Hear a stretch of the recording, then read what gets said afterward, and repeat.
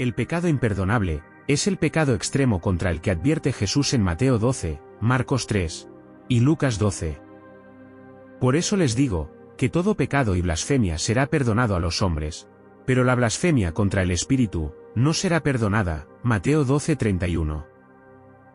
Y a cualquiera que diga una palabra contra el Hijo del Hombre, se le perdonará, pero al que hable contra el Espíritu Santo, no se le perdonará, ni en este siglo ni en el venidero.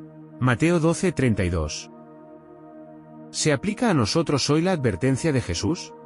¿Existe alguna manera de que una persona pueda blasfemar contra el Espíritu hoy? De cierto les digo, que a los hijos de los hombres les serán perdonados todos los pecados y blasfemias, cualesquiera que sean. Marcos 3:28. Pero la blasfemia contra el Espíritu Santo nunca tendrá perdón, pues será un pecado de consecuencias eternas. Marcos 3:29. Si te preocupa haber cometido este pecado, entonces puedes estar seguro de que no lo has cometido. Y a todo el que diga una palabra contra el Hijo del Hombre, se le perdonará, pero al que blasfeme contra el Espíritu Santo, no se le perdonará. Lucas 12:10. El hecho de que tengas conciencia de tu pecado, es evidencia de que no has cometido el pecado imperdonable. La gente se refiere a este pecado extremo, como el pecado imperdonable, la blasfemia contra el Espíritu Santo, y el pecado eterno. Algunas personas se atormentan al considerar si son culpables de haberlo cometido. En este vídeo respondemos a 3 preguntas importantes. ¿Puede una persona cometer el pecado imperdonable hoy? Y la tercera pregunta, ¿por qué el pecado es imperdonable? Las respuestas dependen de cuál sea exactamente el pecado. Lo siguiente explica 4 puntos de vista sobre qué es el pecado imperdonable. Punto de vista 1. Algunos dicen que el pecado imperdonable es cometer un pecado realmente grave, como adulterio, asesinato, o negar a Cristo bajo presión. Según este punto de vista popular, la mayoría de los pecados son perdonables, pero pecados como el adulterio, el asesinato y la negación de Cristo ante la amenaza de persecución, son tan graves que son imperdonables. Este punto de vista es incorrecto, no solo porque no se ajusta al contexto literario de Mateo 12, Marcos 3 y Lucas 12. Es incorrecto porque la Biblia incluye ejemplos de personas que cometieron esos mismos pecados y recibieron el perdón de Dios. Por ejemplo, el rey David cometió adulterio y asesinó a Urías. Pablo testifica, aun habiendo sido yo antes blasfemo, perseguidor y agresor, y el apóstol Pedro negó a Cristo 3 veces. Los cristianos genuinos todavía pecan de muchas formas. Incluso entristecen al Espíritu Santo de Dios. Pero Dios perdona a los pecadores arrepentidos por causa de Jesús. Si confesamos nuestros pecados, Él es fiel y justo para perdonarnos los pecados y para limpiarnos de toda maldad. 1 Juan 1:9. Al confesar tu pecado a Dios, es una de las pruebas de que en verdad eres una nueva creación en Cristo. Tu sensibilidad al pecado es una señal de la presencia de Dios en tu vida. Tu conciencia de la santidad de Dios, y tu deseo de tener una comunión profunda con Él, te hace querer arrepentirte de cualquier pecado. Punto de vista 2. Algunos dicen que el pecado imperdonable es afirmar lo que es falso sobre el Espíritu Santo.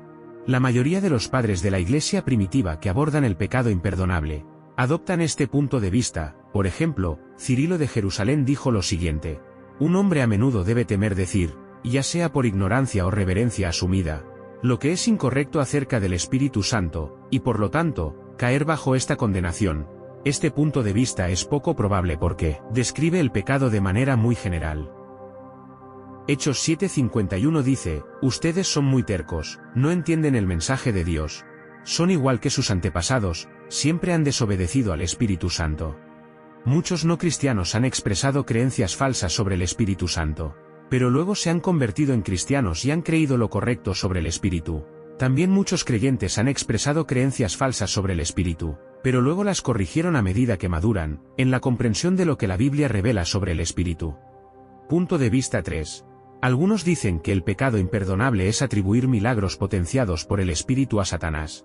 Algunos que sostienen este punto de vista, especifican que uno podría cometer este pecado solo durante el ministerio terrenal de Jesús, porque los milagros empoderados por el Espíritu se refieren exclusivamente a los milagros que Jesús realizó. Otros argumentan que uno podría cometer este pecado durante el periodo de milagros o señales sobrenaturales del primer siglo, pero no después de eso, ya que cesaron los milagros o señales. Limitar los milagros a los milagros de Jesús, argumentan ellos, es demasiado estrecho, ya que el contexto de Lucas 12:10 incluye los milagros de los 12 discípulos de Jesús. Este punto de vista no es convincente, porque aparte de la pregunta de si los milagros ocurren ahora, Jesús advirtió en otra parte, que los milagros no son necesariamente el criterio del verdadero discipulado, es decir, no necesariamente revelan la presencia y el poder del Espíritu.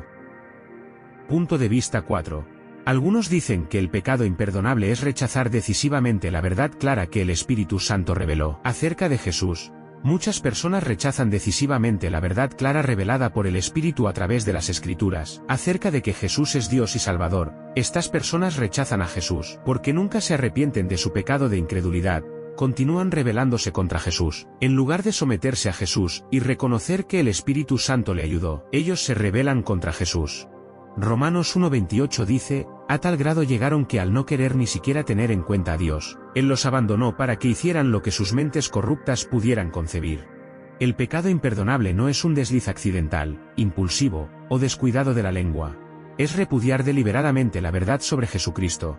Dios responde a tal rebelión endureciendo el corazón del rebelde, y no dándole a esa persona el deseo de arrepentirse y creer. Entonces este es un pecado que solo los incrédulos pueden cometer. Solo Dios sabe quién es culpable de este pecado. 1 Juan 3:4 dice, todo el que peca viola la ley de Dios, porque todo pecado va en contra de la ley de Dios. Es imposible que un simple ser humano sepa con certeza, que alguien ha cometido el pecado imperdonable, y por lo tanto, está más allá del arrepentimiento. Muchas personas que parecen haber cometido este pecado luego se arrepienten y creen. Este pecado puede superponerse con la apostasía. La apostasía es apartarse decisivamente de la fe. Un apóstata es una persona que una vez afirmó ser cristiano, pero que ha abandonado y renunciado irreversiblemente al cristianismo ortodoxo, dado que algunas personas que cometen el pecado imperdonable nunca han afirmado ser seguidores de Cristo. No son técnicamente apóstatas. Los fariseos a quienes Jesús se dirigió, no eran apóstatas. Estaban a punto de cometer el pecado imperdonable, pero no pretendían ser seguidores de Cristo que luego abandonaron y renunciaron irreversiblemente a Cristo y sus enseñanzas. Pero los que cometen el pecado imperdonable son similares a los apóstatas, en el sentido de que han rechazado resueltamente la verdad, y están lejos del arrepentimiento. El destino de aquellos que cometen el pecado imperdonable es paralelo al destino de los apóstatas. Hebreos 10:29 dice, ¿no piensan ustedes que merece un mayor castigo el que haya pisoteado al Hijo de Dios, el que haya despreciado la sangre del pacto, por la cual había sido santificado, y que haya insultado así al Espíritu de gracia? Hay una percepción consciente de dónde está la verdad, y donde brilla la luz de Dios, y un apartarse voluntariamente de ella. Los que han cometido el pecado imperdonable no se preocupan por él. Están endurecidos en su incredulidad. Entonces, si estás preocupado por haber cometido el pecado imperdonable, esa es una señal confiable de que no lo has cometido. Salmos 32:5 dice, pero te confesé mi pecado, y no te oculté mi maldad. Me dije, voy a confesar mis transgresiones al Señor, y tú perdonaste la culpa de mi pecado. Si te avergüenzas de tu pecado contra Dios, entonces no has cometido el pecado imperdonable. En lugar de sentirte terriblemente condenado, sigue apartándote de tus pecados, y sigue confiando en Jesús. Si permaneces en el Señor Jesús, entonces no hay condenación para ti. Romanos 8:1 dice, por tanto, ahora no hay condenación para los que están en Cristo Jesús, los que no andan conforme a la carne, sino conforme al Espíritu. Demasiadas personas no toman en serio el pecado, ni siquiera dentro de la iglesia. Muchos cristianos profesantes hoy tienen una visión tan sentimental de la justicia de Dios, que nunca sienten terror ni horror ante la idea de ser completamente abandonados por Dios, debido a su persistencia en el pecado. Entonces, ¿cómo viviremos ante la posibilidad de cometer el pecado imperdonable? 2 Corintios 13:5 dice, examínense para ver si están en la fe, pruébense a sí mismos. No se dan cuenta de que Cristo Jesús está en ustedes, a menos que fracasen en la prueba. Muchas personas creen ingenuamente, que la paciencia de Dios con el pecado no tiene fin. Se olvidan que hay un momento en el que el Espíritu Santo retira para siempre su poder de convicción, dejando que esas personas nunca puedan arrepentirse y ser perdonadas. Ya has oído la advertencia, te exhorto en el nombre de Cristo, si por la gracia de Dios puedes arrepentirte hoy de tu pecado, hazlo ahora, porque tal vez mañana no puedas. Hoy el Señor te ofrece perdón y gracia. Marcos 3:28 dice, les digo la verdad, Dios le perdonará a la gente cualquier pecado, incluso a quien reniegue de él.